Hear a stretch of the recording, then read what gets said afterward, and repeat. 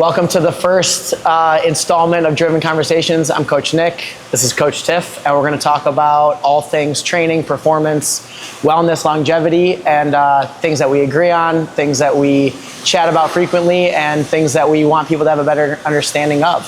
And today we are talking about why most people are not training hard enough. Yeah. Tiff. All right. I took this from a perspective of, if I look at our members, I think a lot of them try very hard, but I don't think that's the same as working hard, right? Yeah, I agree. Like, what's the difference between, like, how do you differentiate that for me? Just like, if I'm a member and you're like, you're trying, but you're not working very hard, it's like, yeah, help, coach, help. Right, yeah. I do think our members try very hard. And I think there's also a advantage to like class workouts is our programs are progressive. So if they're tracking their workouts and they're looking at week to week, they're able to see if there's any improvement. And I think there's people who can look and say like, they don't see what they want to see on the improvement. And then that would be like a sign, you know? Yeah. So on that, just like, how do I get better? Like, how do I know if so I haven't seen progress during this cycle. We just did a bench press cycle, and 4 weeks, like, kind of saw some improvement, but not as much as I would have wanted. It's like, what are some things that I can take into the next block of? So I'll take that a step back. There are people who have unrealistic expectations as well. For sure. You just said they saw improvement, but not what they wanted. Yeah. Right? Yeah, that's kind of what I was going to go into as well, of like, so we have this goal. It's like, where did that goal come from? Yeah. Have you been there before? Is this uncharted territory? How are we going to improve on that? Why should we make that much gain over a period of time? Like, what focus was put onto that goal? Mm-hmm. So you kind of caught me on that one. It's like, yeah. That was the trap of like, well, I didn't do what I wanted to do. It was like, well, did you want to gain 75 pounds or 200% over on your bench over 4 weeks? It's like, all right, well, I probably would have talked you out of that. Right. But for someone who is following along, it's like, what is an indicator of working harder? So for a strength cycle, like, what's something that you want our clients to feel when they're lifting for so what did we have? We had like a 5-4-3 for our last week. So like week to week over a strength cycle, what do you want them touching on other than just the linear build? Like, what do you want them to pay attention to? Well, it depends on the person, right? And it depends on their goals. So are they, the obvious one, increasing the weight? Are they? Maybe not, but they could still be improving even though the weight didn't change. Yeah. With one like that, it's a little different because the reps dropped so dramatically from the beginning, so they probably should increase weight.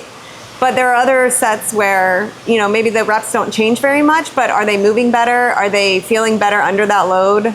That type of thing, right? Okay. So then from like a working hard standpoint, get back to where we are.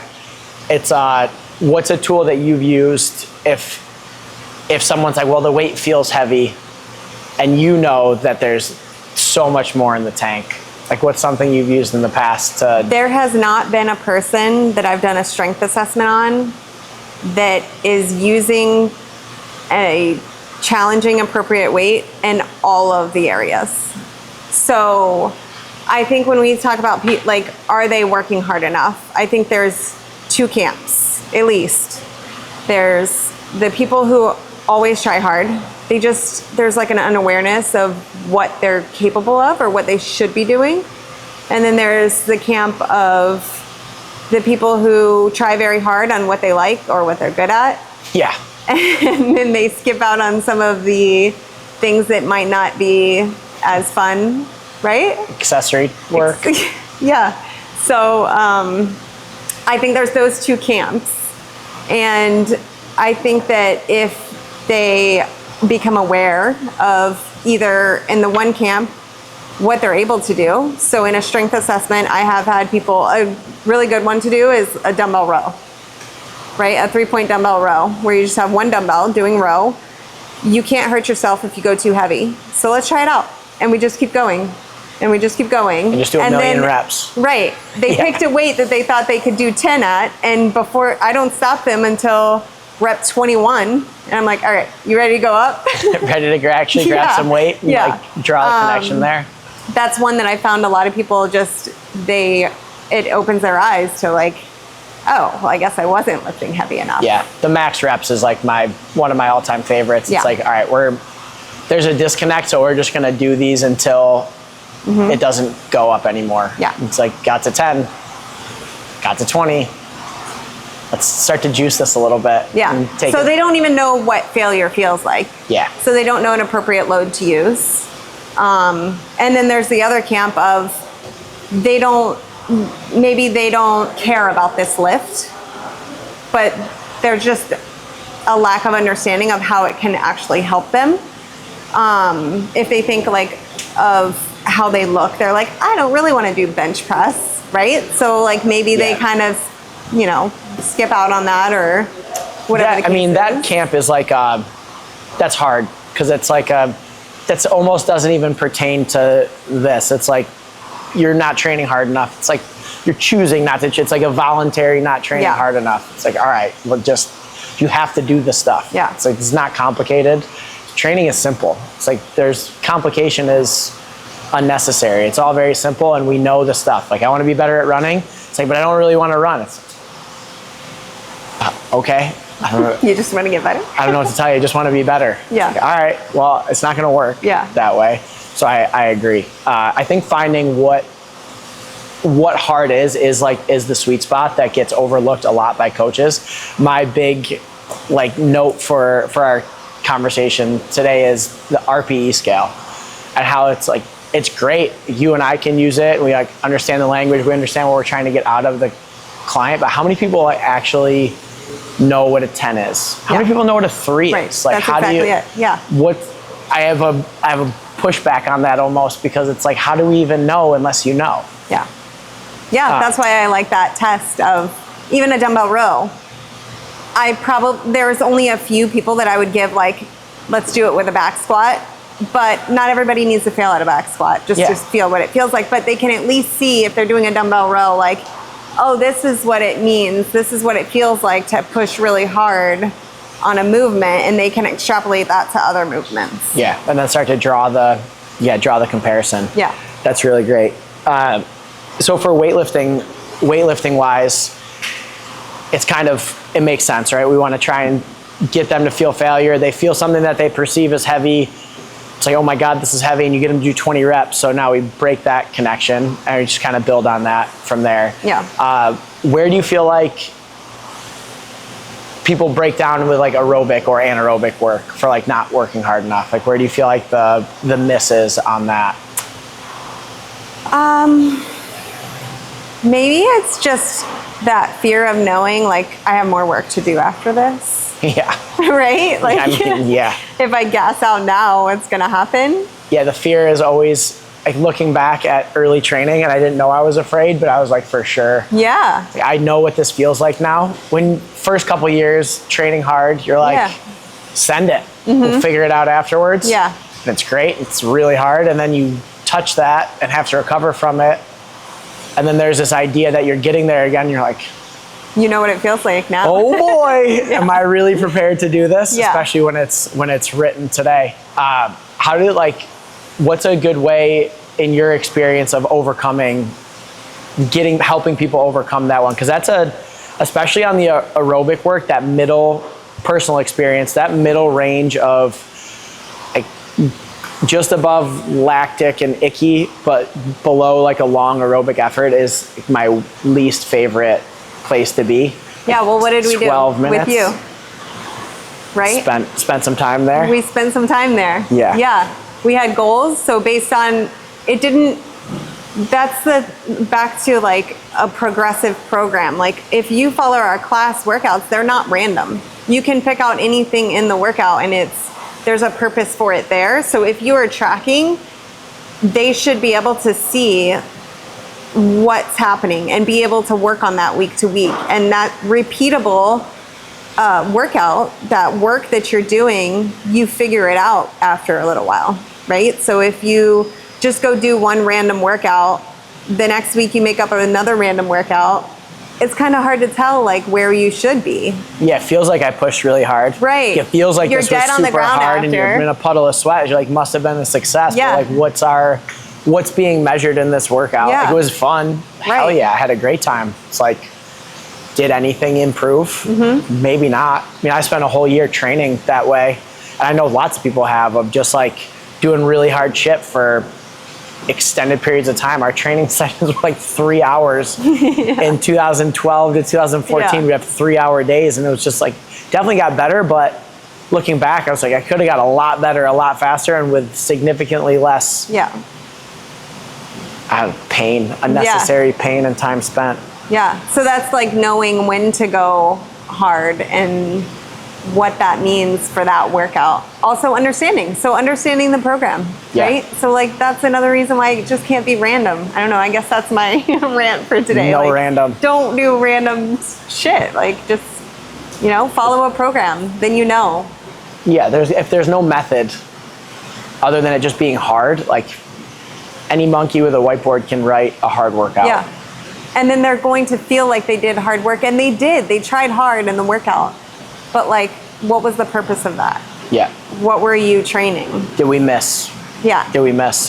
Something that just came to mind of working hard, like multiple 3-minute efforts, let's just say, and you're doing repeats and it's high output.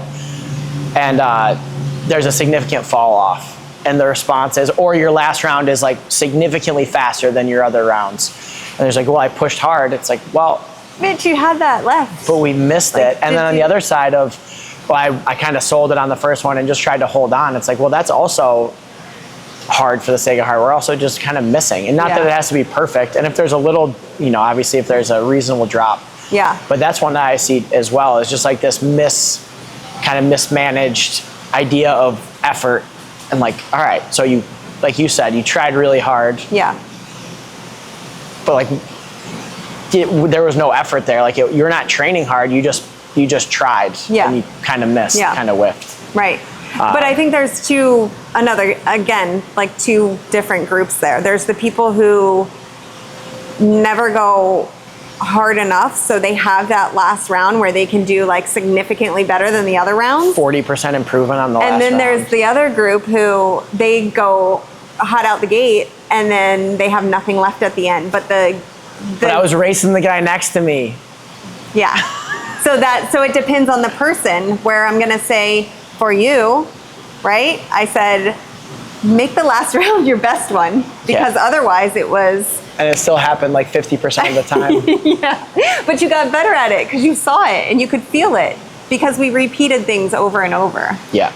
Or little changes, like it progressed. It made sense. Awesome. What about just like the topic of the conversation today of like not working hard enough? Something that it always pops into my head of like the drill instructor just like grinding into people. Push more, you have more. So I have like my own opinions on that, because I have a lot of the best coaches I've ever had were those guys of like really pulling that last bit out of you. Mm-hmm. But where do you see that as like how do you see that as a positive, actually? Because it's easy to see how it's a negative, over pushing, overworking, but we're talking about how people aren't pushing hard enough. So even if you have that coach that maybe is a bit of a prick and yells too much, how can you use that to your advantage if that's the situation that you're in? Them pushing you too hard? Or feeling like having I gotta know you just tell me what you're thinking. So my personal experience was I liked coaches like that, but I always felt like there was the guys that were really pushing you. It seemed random. Like my junior year of high school, I have head coach who's one of my favorite coaches ever. And then we have some assistant coaches who are not my favorite coaches ever. Head coach would grind. I mean, he beat the crap out of us. Always expected more. Enough is never good enough. But like, it always felt like there was a purpose behind it. Mm-hmm. And then the assistants would, no matter what, you're doing what he says, and then we're getting punished because the frickin' cloud covered the sun while we were going. Like he just would be randomly chewing you out. The struggle is like, not that you need a drill instructor coach, and that's kind of dying off more and more. But it's like, how can you, if you have a coach that's always wanting more, how can you use that constructively instead of being like, this guy doesn't know what the heck he's talking about. All he does is bark at me. If that's the situation, it's like, how do I, because you probably find yourself in a position where you don't want to push. Yeah. You're like, I want to. Yeah. Nothing's going to be good enough, so. Well, I just think at that point, you just got to take your ego out of it. Like, you know? Yeah. It's not about him. It doesn't hurt him if you don't push because he's yelling at you. Like, it only hurts you. Yeah. So then you just got to drop the ego. Yeah. I mean, that's what all this. Which could be a whole nother topic. That's like a whole other therapy topic that we can talk about. Yeah, the drill instructor coach that kind of popped in just because that's like when people think push hard, I think a lot of people, especially, a lot of younger kids didn't have that experience with coaches, like these young kids coming up. Kids these days. Yeah, but most people our age had at least one coach that was like, geez Louise, this guy is just not going to stop yelling. Or just having a coach that always seems like they want more out of you. Yeah. Like, how do you do that? Sometimes maybe it is just push a little bit more. But it all goes back to your idea of like, if there's a stimulus, if there's a progression, just do what the workout is telling you to do. And then track your stuff. I know, like, I just don't think enough people do that. I think that people just come in and like, I mean, they'll pick a random weight or the weight, right? Like the one that they always go to. And if it's progressive, like, maybe challenge yourself a little bit. Yeah. Why not? So we had a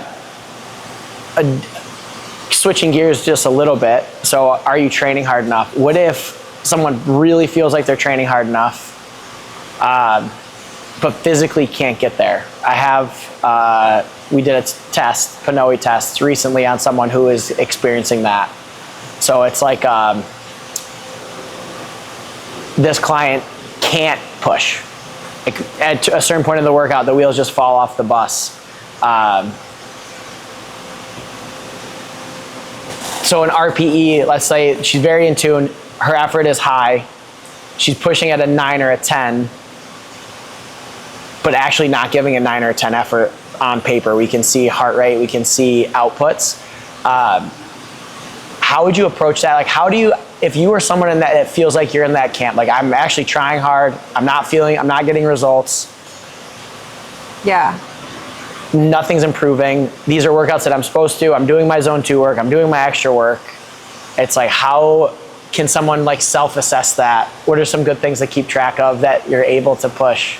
I think those are the things outside the gym, right? Like, we can do everything we can do in here, but if you're not sleeping, if you're not eating, if your relationships are shit, like, those are the things that also add to your cup, right? Yeah, for sure. So I think that's a big, an easy thing to overlook, that people just think maybe I just don't have the body type to be able to, get the results I want, or whatever the case is, when there's other aspects that help you get those results. Yeah, 100%. And that, we got to peek behind the curtain, because like we know that is the issue, is it's like recovery. But yeah, so her doing a metabolic test on her probably gave her a lot of good information, right? Yeah, rest, eat, sleep and eat. All the things outside the gym. Amazing. She's here, she shows up. What else is happening out there, right?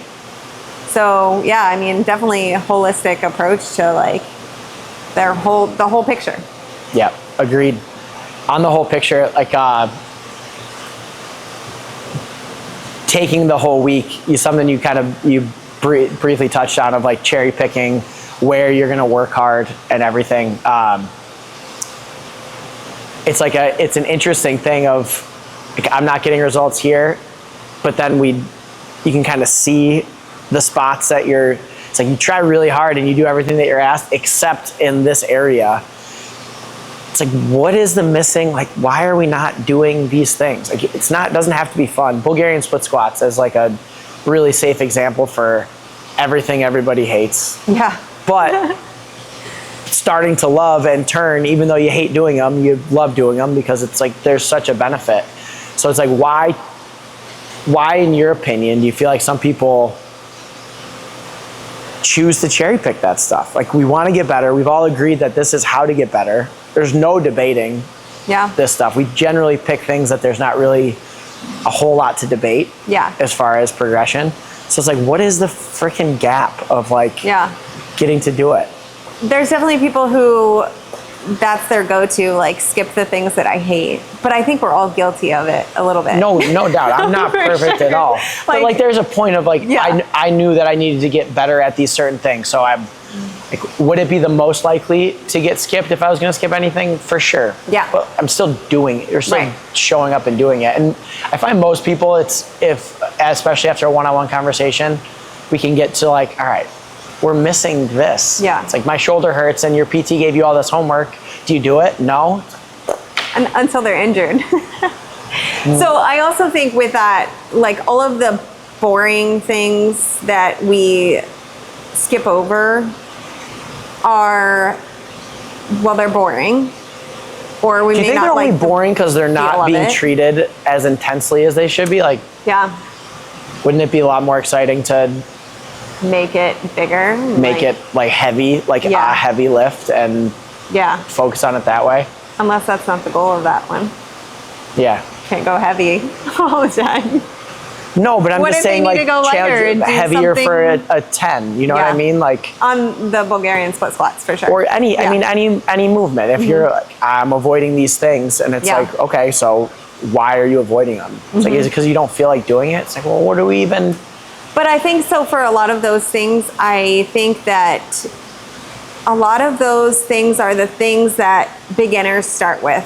Not a Bulgarian split squat, but some of the other boring things that aren't as fun. They don't like, you can't put them in a Metcon or something like that. Those things are the things that beginners start with. So that they start to associate that with like beginner stuff. Like, I'm past that. I don't need to do that anymore. So I'm going to do the harder version or whatever it is. And then maybe they just associate it with beginners. So they stop doing it, like I said, until they're injured. Yeah. And then they'll go back to doing those things. What are some of the other things that you think people skip out on that they shouldn't? Bulgarian split squats are like... That's like the easy thing to point out, like active hangs from a bar. Yeah. Like simple things like that. For are we work. ever doing strict pull-ups, or are we just doing kipping pull-ups? That's a good one. Like, strict pull-ups. Strict pull-ups. Yeah. You know, everyone that trains here knows how much we like strict pull-ups, so they get no escape. Yeah. But that's the most important thing. I mean, longevity is the thread. So it's like, why not train hard at things that are guaranteed to make you healthier? And if you can do pull-ups forever, ability to hang and ability to pull, and just have the grip strength to hang and have the ability to pull yourself up. Yeah. It's like you're miles ahead. So I get like so what don't we like about them? I'm missing like just because they're hard. All right. Well, right back to the topic. It's like, you're not training hard enough. You're not doing enough. Well, you're not doing enough hard stuff. If the reason is you make it exciting. Yeah, make it exciting. Like, I'm going to go climb this little mountain today that I'm going to pretend that I like split squats. Cause I'm a candidate. I hate them with every inch of my soul while I'm doing them. But I say I love them on my way to doing. I say I love them after I'm done with them. And I tell everyone how much I love them outside of doing them. But I fucking hate them. But they're the best. Like, they're the best. I mean, always go back to that. Yeah. I think a good way for people, you kind of mentioned it, like make it, like go heavier, like make it a challenge, make it something that you can work towards. I also think that just some of my most successful clients are the ones who get excited over the little things. Like, it doesn't have to be a new PR. It could be a new range of motion, or, like, feeling better when you do it, being smoother. I had to explain. We had a older gentleman come in. He's 65. Started training with us this week, and we did an assessment yesterday. And we did just like a little ankle and dorsiflexion, and his knee was like way over. I was unreasonably excited for that, and he kind of looked at me. I was like, you don't know the unlock that does just for you and my assumptions when you came in. Like, you're so far ahead of the game. It makes our life so much better. Yeah. Yeah, they need it though. But it's a big deal. Yeah. That's just on the getting excited about the little things. Like, you weren't able to do this range of motion before. Yeah. I'm having a hard time walking at the moment, so it's going to be exciting to run and get back into the runs. Yeah. For sure. Why? So when is more intensity not the answer? When is working harder not the answer? Other than just like timing and pace and everything. Well, maybe your client who's not getting the results and they always go super hard, like some of those people sometimes need to take a step back and like just be more intentional with the movement rather than, going hard, or what they think is going hard and like laying on the ground afterward. Yeah. So maybe somebody doesn't need to do the weight of what they would normally do in a workout, but they need to actually just go deeper into their squat. Yeah. So they drop the weight and go deeper in this workout rather than going heavier. Yeah, for sure. And that, I don't like to say that that's, maybe they shouldn't, I guess that's dropping intensity, but it's still hard. It's still doing the hard thing. It's technically dropping intensity because it's less weight. Right. But is it really because you haven't been squatting to your full capability this whole time? So I think, this is like playing with the words here. The hard thing sometimes is the easier thing. Right. Yeah. The hard but thing. It's harder to drop the weight and go deeper. Yeah, I've already done 225. I don't want to go back to less than 225. Now it's one plate and. Yeah. Right. Just like back to the pull-ups, like the kipping pull-ups versus the strict pull-ups. I can do how many kipping pull-ups? Now you want me to just do less and do strict pull-ups? Yes. Your shoulders will thank you. Yeah, strict pull-ups for the win.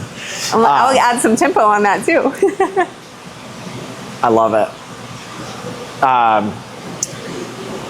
For training hard, so as like a general idea, what is like, so there's a lot of like principles and stories and things. What are some things that people can like think about? So our members are listen to this like, holy shit, am I not training hard enough? It's like, what's something that they can ask themselves? Is this me? Are they talking about me? Like, what's something just to be in the workout or looking at their week of training, like, oh shit, I do this. If you're tracking your workouts, right? It's there. Yeah, track. It's there. Follow our progression. Has it been the same? Has the weight been the same on a non-main movement for the last 3 years? What happens when you go up? Why aren't you going up? What happens? Are you excited for a banner day to get your name up on the board? I heard there are a lot of PRs. So there's a lot of PRs. But like, are you excited for every banner day? Right. Would be the next. Yeah. Or are you just excited for the ones you're going to get on? Or the ones that you know you're going to be successful with? Yeah, exactly. Right? What other way would they know? That's it. Track. And then I think being intentional of like having an idea of, you said it earlier, like bring some like intentionality back to it, but like having an idea of what their intention is for the program. Like why are you coming in every day? Because it's a social situation, and that's, some people it is. Yeah. But if it's social, then we have to kind of discount a little bit on what your expectations are for progress, because if it's here just for the social aspect and don't really listen to the stimulus and kind of hit the workouts that we like, good enough, I'm fit enough, fine with me. I mean, it says be better on like every shirt that we make, and it's on the wall. So it's obviously not okay with me, but Yeah. I'm here for you. But having an idea of why you come in, or do you come in to get better? And if you come in to get better, I think that's the case for a lot of our members, most of our members. And I think that they can see that they want to be better, right? Yeah, that they want to be better. I thought you were saying that they came in for the social. I was like, No, I mean, inconceivable. that's a plus. No, I think that they want to be better, and you can see it after 9 a.m. class, for example. Yeah. Like they stay and do their own little zone 2 session. Yeah. Like how amazing is that? It's the best. So yeah, I think that they want to be better, and I think that it's good for them to know if they're doing what they need to do to be better. Yeah. And if they don't know what to look at in the workouts to improve, like that's what the coaches are here for. So I think that they should, track their workouts. They can do it in the app and just see like how am I getting better? And it's evident. Also, if you make huge jumps, like back to your last round was your best by far, like if on the last week you jumped a ton, well, maybe there's room next time to like make that jump smaller, and like that's still improvement. So just knowing what improving is over a block or, Yeah, I agree. And there's never too much tracking. So it can get overwhelming. It can feel overwhelming sometimes with the amount of tracking that's like track this, this, and this. But weights are easy, and weights have always been easy. And that's why it's like I feel like that's why people get attracted to weightlifting. It's like, okay, I did 20s this week, I can do 25s, and there's an expectation sometimes of a linear progression. Track, pay attention, know all that stuff, but also pacing and wattage. We've been doing a watt progression. Yeah, so it's like knowing some people are doing some really good work in this watt progression because they're like, oh, I know that I can actually pump out 800 watts on the C2 bike when I was chilling at 250 before because it kind of felt hard. It's like, just send it, let it go. So see what that feels like. On top of like just knowing those opportunities, like any opportunity you have to like send it.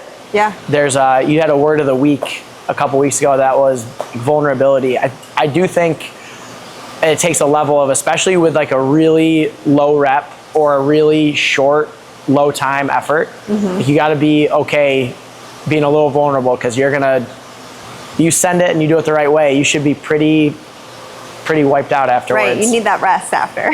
Yeah. That's another way, like just things like that, like why is there a 3-minute rest after something? Well, like maybe that's your indicator. Yeah, Nick took 6 minutes of rest on that one and slowed the whole class down because I needed all of it, because I missed on the other side a little bit. Yeah, that repeatability part. Yeah. Not surprised. Whole thing. Cool. Yeah. So work harder. Yeah, work harder. Track. Have some intention. Make sure you're recovered. Do all the shit. Don't skip. Do it all. Do the hard thing. Anything else? That's all I got. Cool. Thanks, Steph. This was awesome. All right. Yeah, it's fun.